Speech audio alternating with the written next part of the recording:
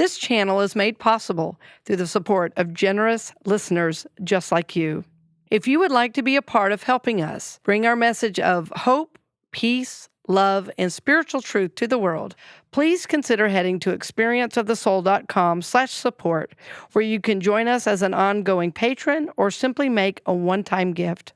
Blessings on the journey, dear friend.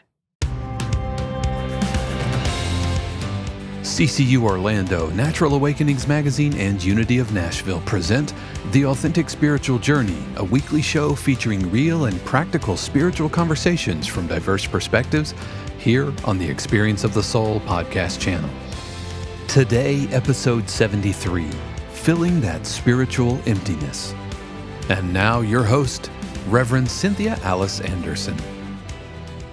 Hello, and welcome to the Authentic Spiritual Journey. My name is Cynthia Alice Anderson, and I am the host, and I'm here in 818 Studios with my producer. Hello, everybody. This is Dave Croft. Hope you are doing well today, and welcome to another episode of the Authentic Spiritual Journey here on the Experience of the Soul podcast channel. We are so proud of our channel, and man, in 2020, there's going to be even more. Yeah, I've got a swanky new logo. Oh, man, it's happening. I know many of you are already wearing your t-shirts with pride. They look pretty handsome. And happy Monday to you.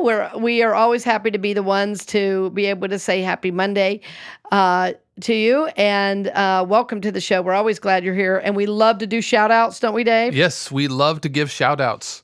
And today, we are going to do a shout-out to New York City. New York City. I can't, every time anybody says New York City, I can't unthink of that salsa. They should sponsor this show. They should.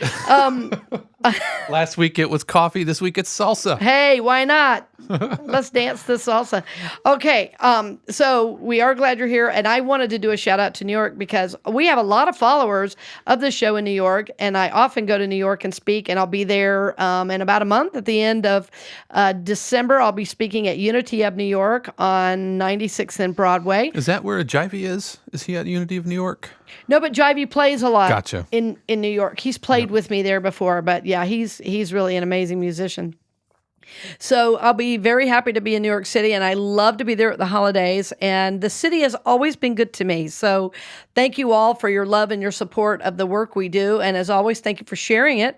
And one of the coolest things that happened for me the last time I was there, I did an all-day workshop for the community there, and a man walked in, and he had this incredible presence, and I was like, he's got to be an actor. Well, I'd been home like maybe 3 or 4 weeks from speaking, and I turned on an old Blacklist, and there with James Spader, and there was one of my workshop participants was in Blacklist as a character. So I was like, now that is cool. I loved his presence, and I had so much joy, and the part he played was quite different. And I thought, man, New York is cool, you know? Yeah, I've never really had that. Well, no, that's not true. Me and Shannon went to a wedding, and Michael Rooker showed up. Oh, cool. Yeah, the guy, he played like Yondu on Guardians of the Galaxy and among other things. And so, yeah, there's just, it was, we're like, isn't it? Right. But yeah, that's got to be cool when you see them like just kind of in person first, and then you see them like in a show, especially, if you know that they're a spiritual person and, Well, and I think he had to even leave the workshop early because he had a commercial or, something he was doing, but a great actor and a beautiful, beautiful spirit. So I've been so blessed to be at Unity of New York and have wonderful friends. Even my voice teacher is there as a prayer chaplain. I think, how cool is it that somebody that could sing at the Met still wants to be a prayer chaplain and serve others? So anyway, I love you all, and love you, New York City, and thank you for listening, and thank you for being a part of the show. And again, thank you for being a part of the Experience of the Soul podcast channel. Yeah, one of these days I'll get to New York. I've never been to New York City. Oh yeah, you got, especially with, you guys being musicians, theater and all that stuff. Yeah. We usually take in a show. I think I'm going to go in December, and I may go again in February. There's a new a musical that's reviving West Side Story. There's They're doing a revival of that. Yes, and we know one of the musicians there. My son rather knows one of the leads. That's great. Through some of his work. So anyway, yes, we're happy to be here, and in fact, This is one of my favorite topics, and several years ago, I even wrote a song with my friend Lisa Firestone on the very topic. The song was called Only God Can Fill. And so the title of today's show is... Filling that spiritual emptiness. Yes, filling that spiritual emptiness. And filling that spiritual emptiness. So if you are listening to the show, chances are you've been through something. And I often like to say that in spirituality, the difference between religion and spirituality is that in religion, you are scared of going to hell. And in spirituality, you've been there and you don't want to go back, right? So that's really the difference. And so, so many of us, so many of the people that listen to the show are in recovery for one thing or another. Probably the most common is alcohol and drug addiction. But we also have people definitely, food addicts, gambling, whatever. And the one that never gets talked about is sex addiction, sex and love addiction, both. And so we're all recovering and moving into a more complete versions of ourselves. So the reason I'm bringing up addiction of any kind is that addiction is the one thing that's telling me that we've not been able to fill that spiritual emptiness. In other words, we feel an emptiness, we feel an emotional pain, and we feel disconnected from God. And so what we do, rather than having a spiritual connection, we reach for a cheap substitute, right? So if I'm feeling emotional and my addiction is food, I'm going to reach for, something yummy and chocolate. Okay, I do love chocolate, but I'm going to reach for that. But I'm not just going to reach for one. I might reach for a bag. Right. So the number one addiction in America, though, is not any of the one I mentioned. Do you know what it is? Work addiction. I think work addiction is the number one addiction in America. And of course, it's socially acceptable because it looks like we're going somewhere and moving up the ladder. And accomplishing something and being successful. Produce. Yeah, there's a big thing in our culture about producing and earning. And of course, we have to have money to live, right? So, but there seems to be a denial that the reason we're doing all of these things, smoking, drinking, risky sexual behaviors, all these things are because we have not looked closely enough at our lives that we are acting out of this need to find connection. In other words, we're trying to fill that spiritual emptiness. And rather than filling it with God, which I can tell you is the only thing that will fill it, we fill it with substitutes, cheap substitutes. Substance or relationship or work or... Yeah, and I think, the sex addiction one is really problematic, especially now. There's part of the deal with sex addiction is it's so very hidden and so anonymous in so many cases, if it's an addiction to porn and things like that. But what I know from counseling people over the years, and I've counseled many married couples where one of the people's in addiction, and it usually escalates from there, then it's meeting people, and then it's, so, and it really not only is damaging for the person in the addiction, but then for their family members because of the risky behaviors. So what I'm talking about is a really serious issue that faces all of us today in our culture. Mother Teresa, many of you know that have known me for very long, that I have read her for years. I've studied her work. My mom also was a big a supporter of her work. And she always says that in India, there's material poverty or financial poverty, but in the U.S., there's spiritual poverty. And it's interesting because in India, everything has a spiritual connotation. Even the cab drivers have little Ganeshas on their, every place you go is a spiritual site or has spiritual meaning, and the spirituality there is very alive and very much a part of life. But in the U.S., it tends to take on some separateness. And so a lot of us grow up not connected really to God. And so many of us grow up in dysfunction. And so we're trying to like find our way. So if we grow up in a dysfunctional home, a dysfunctional household, what happens is that we learn coping strategies, coping mechanisms to fill that hole because we're not getting some kind of a need met. And ultimately, it's the need for love. Ultimately, we find addiction because we don't feel loved or seen, or supported. And to me, those are all aspects of love. So if you understand that as a whole, our culture is going through life with the spiritual emptiness, you begin again to understand why things are how they are. And this is a follow-up to our last show, with about being able to see what's really happening. One of the reasons for this show is because that's what I see. I see people lost in addiction. I see people lost even in consuming. It's another big addiction in America is shopping. Yep. Consuming. I had a friend that worked for Amazon at one time, and I was in the very first, by the way, Amazon office, which was a very interesting experience. And she said she could not get over the things people had to have because she was one of the people that filled the orders. And if they ordered a TV 6 months later, they had to have a bigger version of the same thing. She said, it is never enough. The need to consume is so huge. And she happens to be a very spiritual person and, said to me, man, I already was a person with less things. Now I'm almost minimalist because I was a part of, that environment where people just kept buying and buying and buying. She said it was almost grotesque at a certain point. Like almost gluttonous. Yeah. Oh, it is. It is gluttonous, And so we ought to think to ourselves, what are we getting? What are we overbuying? And then what are we avoiding to do all that? So I think we often avoid the difficult things. And again, we take on, through our coping strategies, coping mechanisms, these other behaviors. And pretty soon we think that's who we are.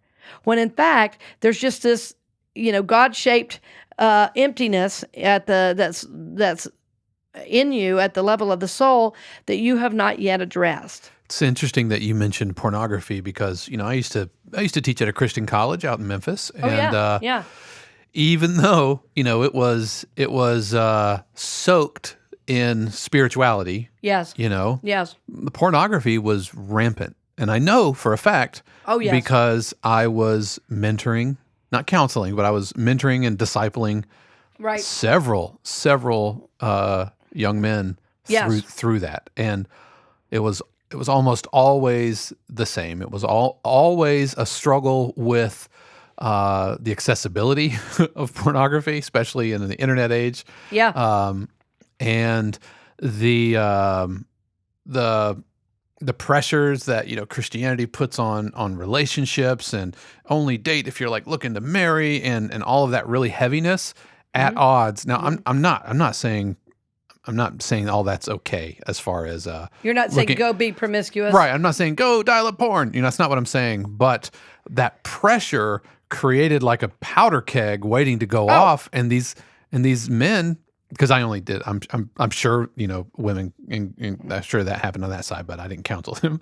Yeah, it most definitely does. I don't think it's as common, but it's most definitely in women too. But it was, and some of it was really rough. Like, we expelled, we suspended a couple of students because they were passing around this really like outrageous video and then filming people, like other students watching it, like male and female students, and filming them watching it and have reaction.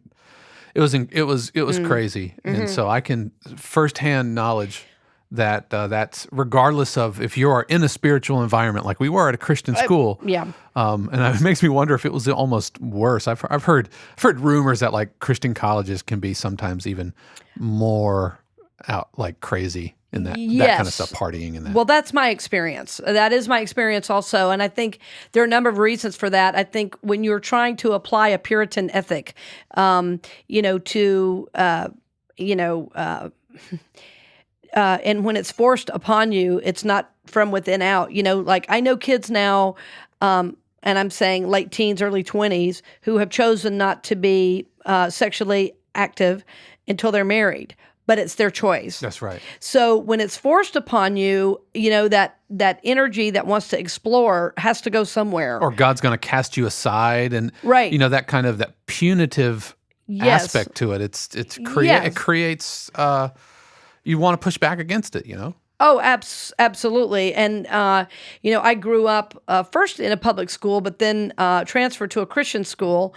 And oh my gosh, I saw things there that I never imagined because of the strict Bible teaching. But boy, as soon as people left there, it was, anyway, there were groups that were, just holy hell raisers. On all those things, Right. drugs, alcohol, sex. Oh yeah, you name it. Alcohol was also a really big problem. Now I need to say that the guys that I was mentoring and discipling, they were all super genuine about it. Oh yeah, Right. We had to work through you're not a worm. God doesn't hate. We had to work through all of that, which at the time I didn't realize was actually like internal conflict with what they were teaching, like what Oh yes, what mainstream Christianity was teaching, which is you are originally cursed and not originally blessed, which we talk about. Yes. But they were very genuine about wanting to get on the other side of it because they recognized the damage it was doing. Well, right, and if you've grown up in that environment again, like places now have schools have conversations about sex ed and things like that. I mean, that's not even, you don't even talk about it because in those settings, in those overtly kind of, I will call fundamentalist type settings, sex is dirty, right? And so why would you have any education about it? Because you can't have education about it because it's not even supposed to be happening. Right. And so the only way to find out for many of those people is to watch videos and stuff like that because they have access to no real information. That's right. Or fool around and, Exactly. And actually that happened in my high school that there were about, I had a group of friends, 3 of them left because they got pregnant in their either junior or senior year.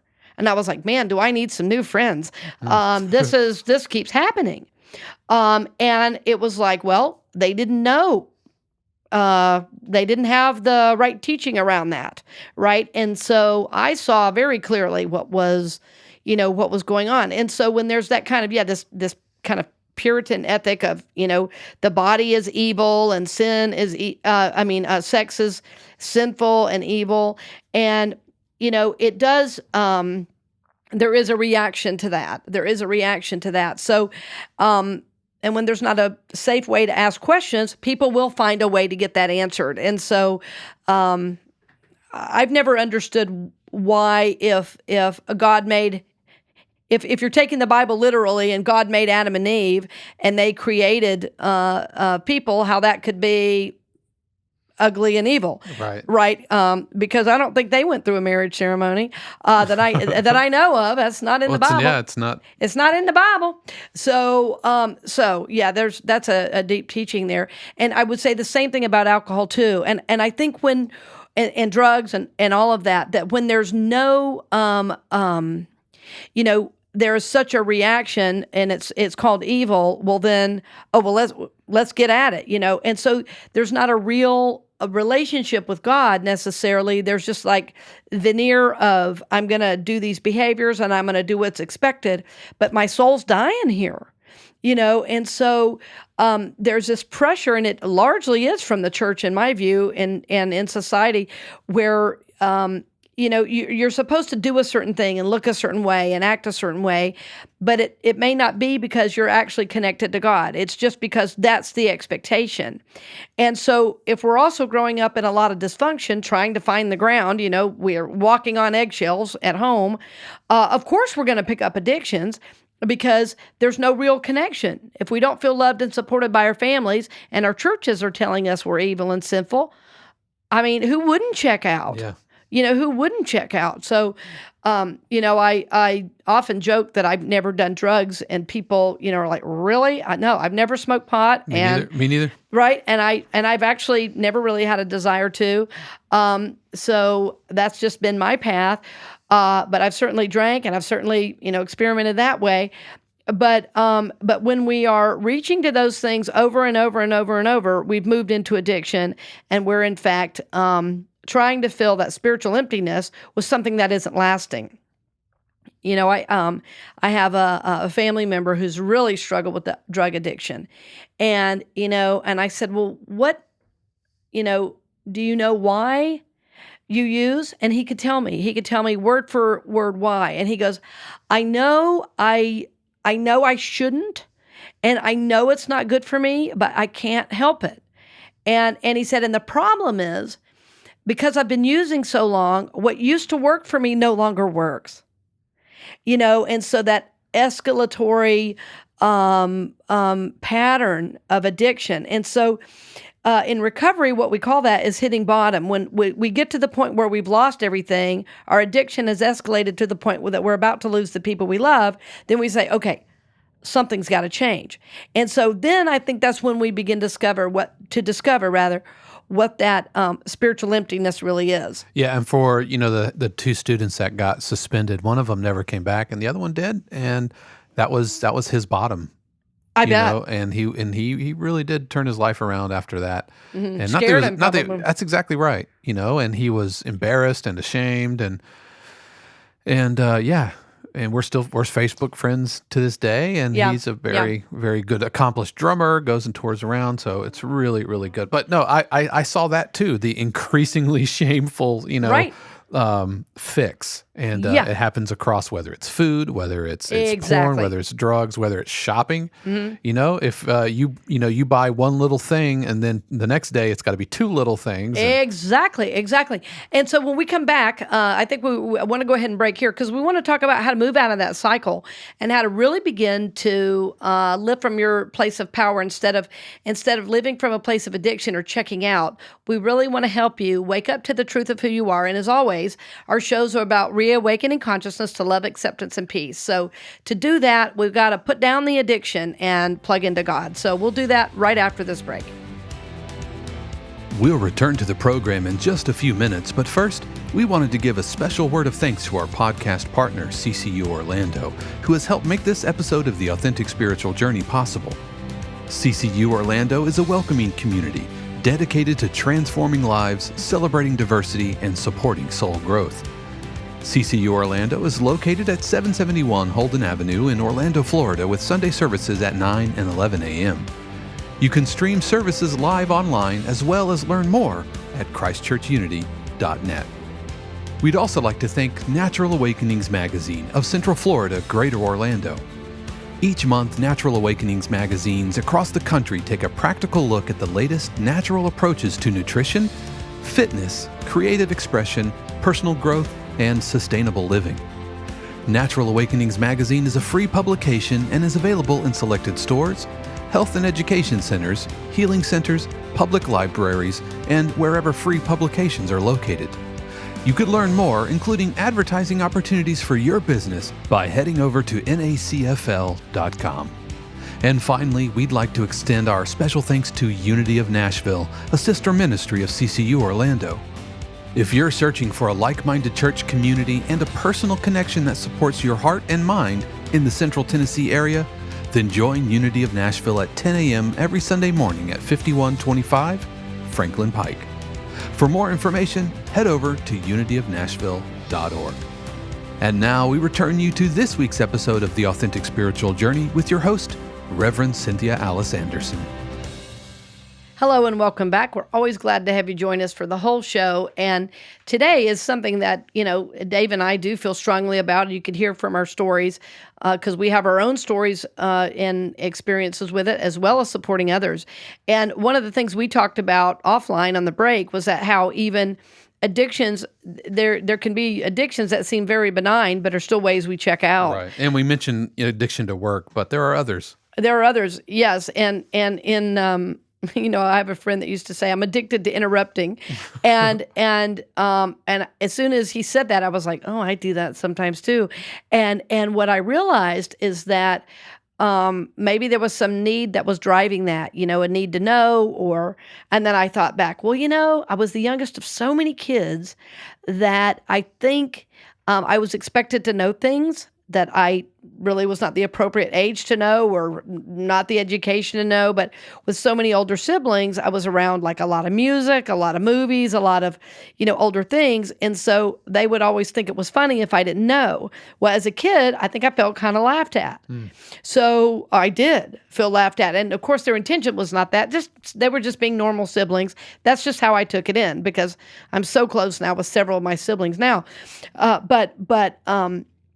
Anyway, that need to talk, to interrupt, it was like, oh, no, I know. Oh, yeah, I know what you're talking about, And it was like, wow, there really is a need prompting that behavior. And so as we're talking about all of this, we're saying that there's a spiritual emptiness and that we're doing these addictions to fill it. So there has to be some level of self-awareness that begins to come in, as I'm talking about, and start to inform you about why the addiction exists. I'm a big believer in the 12 steps, and many years ago, I got myself into Al-Anon, and I will tell you, even as a teenager, we had Al-Anon meetings at our church, but there were no meetings for kids. And so I used to sit outside the meeting room, and by the way, they were all smoking meetings at that time. I would sit outside the meeting room and listen. There was a little grate there at the door that was, letting air in and out, and I would listen to the Al-Anon meeting. I knew something was wrong in my household. I was trying to get help, but didn't know how. There were no meetings for kids, and I certainly wasn't going to ask my parents, because my dad was the one with the addiction, So even as early as being a teenager, 14, 15 years old, I was realizing, okay, something's off here. And so I still moved into my addiction kind of full force in my later years in high school. And my addiction was to pleasing others. My addiction is codependence, which means that I'm happy if you're happy. I saw this button. I was at this really cool bookstore in Seattle. It's called Left Bank Books. And there were all these little buttons up front. And one said, codependent if you want me to be. And I understood that. That's so meta. I know, right? So as we're talking about all this, I'm not saying you, I'm saying we're all in this together. And we all take on these coping strategies, coping mechanisms that we use to try to make it through. And so in the short term, it's like we do make it through, but ultimately it's not with our best self being brought forward. So hear me that I've been on this journey. I know Dave has been on this journey as well with his own stuff he works with. So we're here in this with you, and we're not speaking bad about it. We're saying we want to illumine this as a way that we live and survive. And rather than just surviving, we want to move into thriving. But to do that, we have to admit there's a problem. Yeah, early on, just some of my stuff. I mean, I've been really transparent about like food and everything. Right. But I've mentioned before, I was like a fat band nerd in high school, like very little dating, and so I totally got into pornography. But this was pre-internet, when you had to have like magazines and you had to go buy it, and tapes that you had to pass around with your friends and everything. And it got to the point one time, me and a buddy, we rented a PO box for the express purpose of ordering porn, but we could never actually like gut it up and do it because we were too embarrassed to like go to and actually like pick it up from the post office, right? From a PO box or whatever. But it was pretty regular part of my life just because I was lonely, and I was like, I'm doing this wrong. And I tried to be a good little Christian boy, and I wasn't going to really date unless I had intention on marrying. I was super straight edge, no smoking, no drinking, none of that stuff in high school. And that carried into my relationship with Shannon when we first started dating. I didn't hide it from her or anything. It got woven into a very early part of our marriage. Wow. Where it was something that we had to kind of like rely on, you know? And so when we got ourselves straightened out, that was an adjustment period when we're like, this isn't healthy, right? So we need to remove it. And then we kind of had to relearn I bet intimacy without it. Real intimacy. Yep, exactly. Yeah, right. And so again, that's a substitute, and that's what you really discovered. And I think for all of us, that's kind of an awakening moment when we realize these behaviors we're doing. And smoking is another one. Smoking, vaping, whatever you're doing now. And by the way, that vaping, I think it's worse than smoking. But all of that is a way to check out.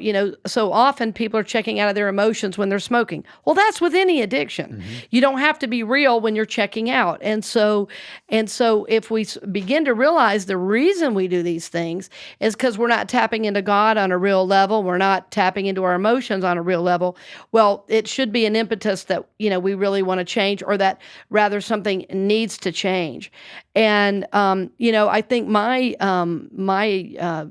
codependence, really came from some of the things I went through as a child, also being a part of a very large family.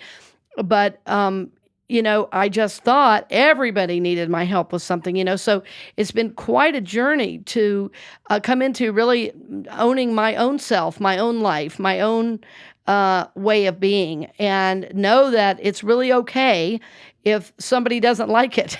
It's really okay. And so that's been an important part of my healing. So it's interesting that all through life, I've kind of dealt with this codependence issue, and that I've had, moments of really strong God awareness. And what I've noticed is when I have these, beautiful experiences, I can really hook into God and let some of the other stuff, some of that other codependence go. And it's a learning process, friends. You're not going to say, okay, I'm going to go to church once and then my addiction is going to be gone. You need a support system. It's why I believe so strongly in the 12 steps. To really move you into awareness, because here are a room full of people that have decided using is really not a good idea. Right. And Bill Wilson, the founder of Alcoholics Anonymous, was very much into the spiritual, not necessarily religious, but into the spiritual, and in fact talks about, even in the 12 steps, a spiritual awakening. And so, but what I see some people do in recovery, then the meetings become their addiction. That's right. And in fact, there's something beyond getting sober, or there's something beyond coming out of the addiction, and that's really living, and that's really thriving. And so to do that, the emotions have got to be looked at. The emotions have got to be worked. Yeah, and you remember last week I talked about, me and Shannon, we were serving at a church for a really long time that was out of our city. And it was us going to that church that helped kind of get us out of that pornography aspect in our relationship, because we realized that it just it wasn't jiving. I mean, and so as much as I'm like, mainline church or whatever, I mean, it was really good for us. And that's being in that environment, and that they this incompatible. Exactly. You can't show up and serve church and lead people in worship. You can't do that and have this other thing, this black shadow just kind of right below the surface. You look in the mirror and it's like, whoa, hey, you don't recognize yourself. And yeah. And so it was that church, that church environment where we realized, hey, we need to, and maybe that's why we were there. Maybe that's why we were there for a year and a half, was to help kind of exorcise that from our relationship, so we can grow even closer on the other side of it. Yeah, and I think that's really important, Dave, what you're saying. And one of the main issues when you're caught in an addiction is that everybody in your life typically is in the same one. And so what I've seen, people that have struggled so deeply with addiction, they often will go to treatment. They maybe even start, like I say, doing some kind of spiritual practice, working with their sponsor. But all their friends, they're still trying to hang out with the old friends and do these new practices. And it's impossible, because that old phrase, birds of a feather, flock together. If you're around people doing all these behaviors, guess what? You're going to get brought down. Or, as you're saying, Dave, you're going to get brought up. That's right.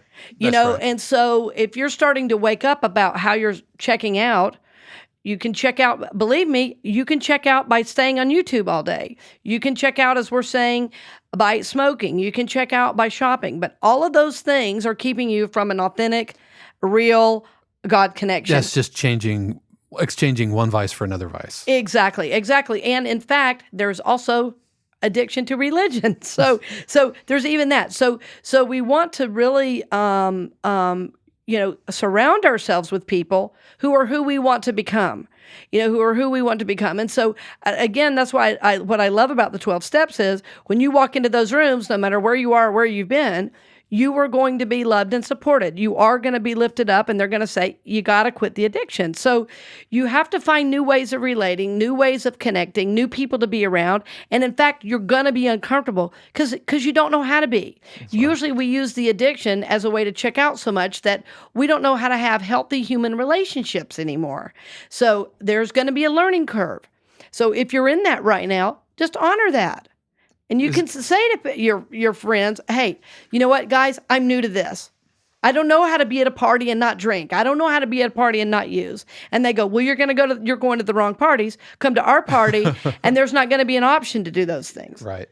Is there now, forgive me, there's a term called like dry drunk where somebody exhibiting the behavior without the substance? Oh, yes. And that's super, super common. So, yeah, dry drunk is where we've stopped the addiction, but all the behaviors are still there because we've not done any therapeutic work or any deep work on the steps. So that can manifest itself in these other addictions as well, yeah? Oh, absolutely. Mostly when people are on a dry drunk, they're just substituting something else. And often it's work.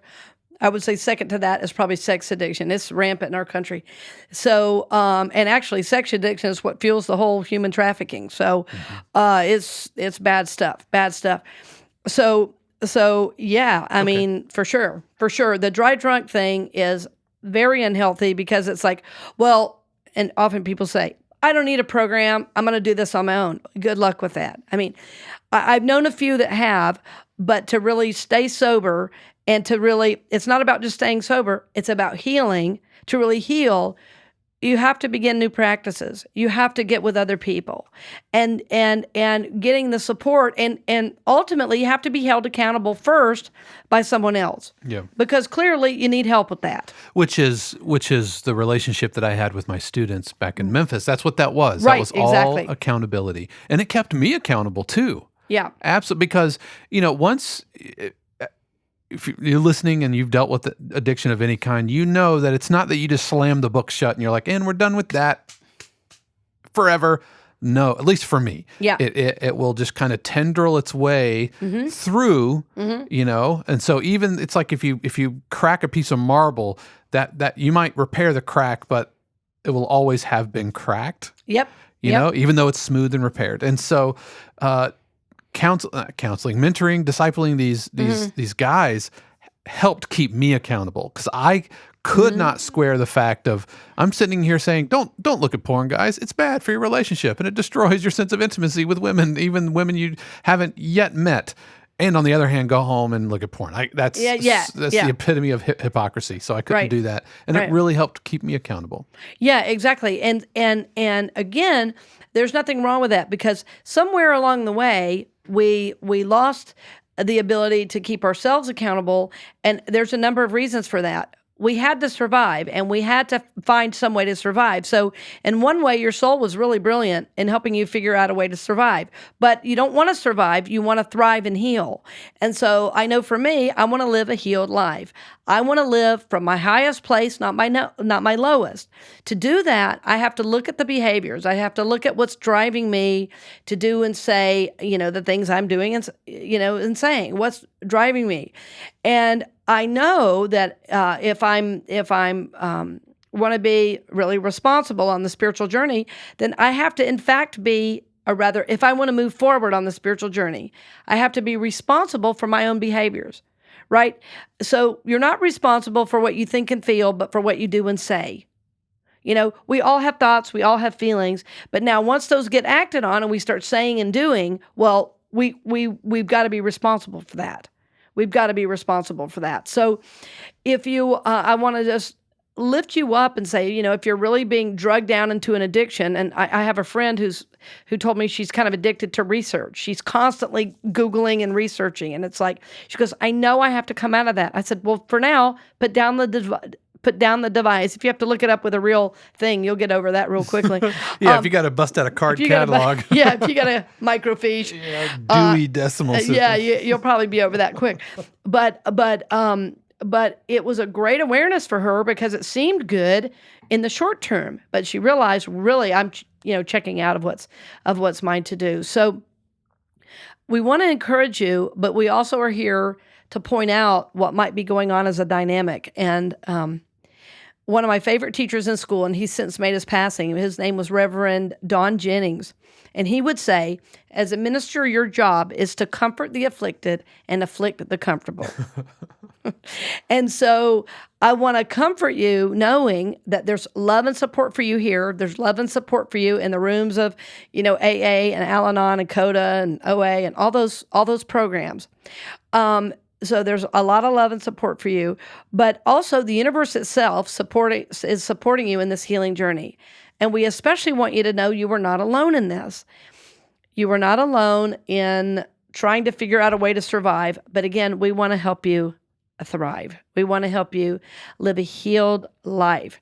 So the show is happening because people all over the world say it helps them. So we want to make sure that you know what's happening so then you can make changes. For instance, you may have kicked an addiction 20 years ago and you've replaced it with another. And us talking about this, you're going to go, oh man, maybe there's a way I'm checking out and I didn't know. And so we want to point this out for you to help you grow and expand. We want you to reawaken to your true self. And so we talk about these things, and Dave and I do share, very intimately and very authentically about our journeys, because our hope is that as we share, that you heal as well. So we want to encourage you, if you are struggling in any addiction, to reach out and get help.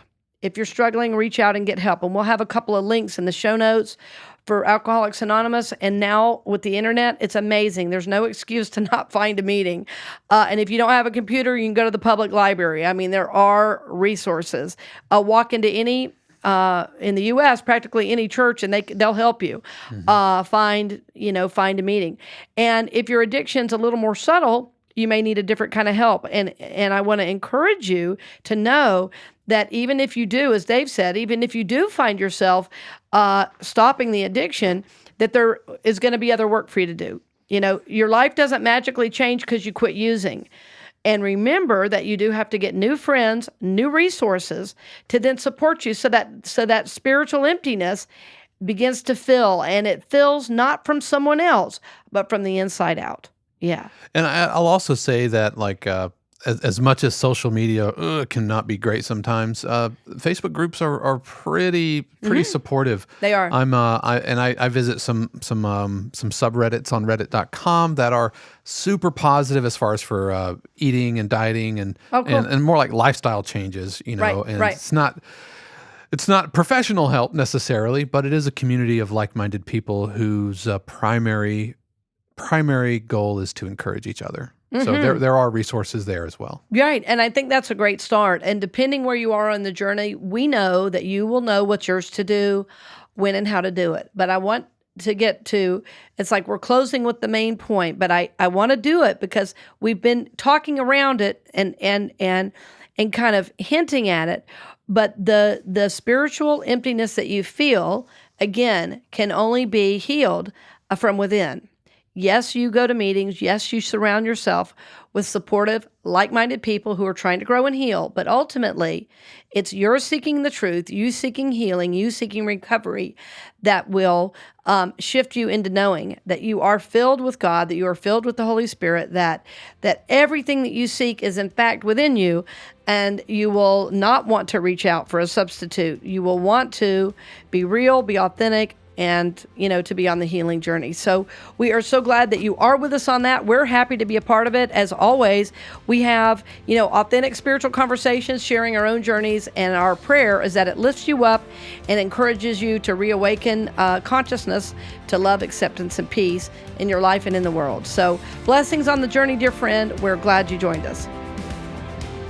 We hope you've enjoyed this episode of The Authentic Spiritual Journey presented by CCU Orlando, Natural Awakenings Magazine, and Unity of Nashville. The Experience of the Soul podcast channel is also made possible through the continued support of our angel patrons Dove Borland, Peter Gibson, Paul Caswell, JJ Hamilton, Arlene Meyer, Kathy and Terry, Marcia Mott, Nora Miles, Diana Cox, Leslie Williams, Susanna Garcia, and Shayla Mount. The Authentic Spiritual Journey is copyright 2019, Cynthia Alice Anderson, all rights reserved. Our theme music is composed by Dave Croft and used with permission from RR Hot Publishing. The Experience of the Soul podcast channel is a production of 818 Studios.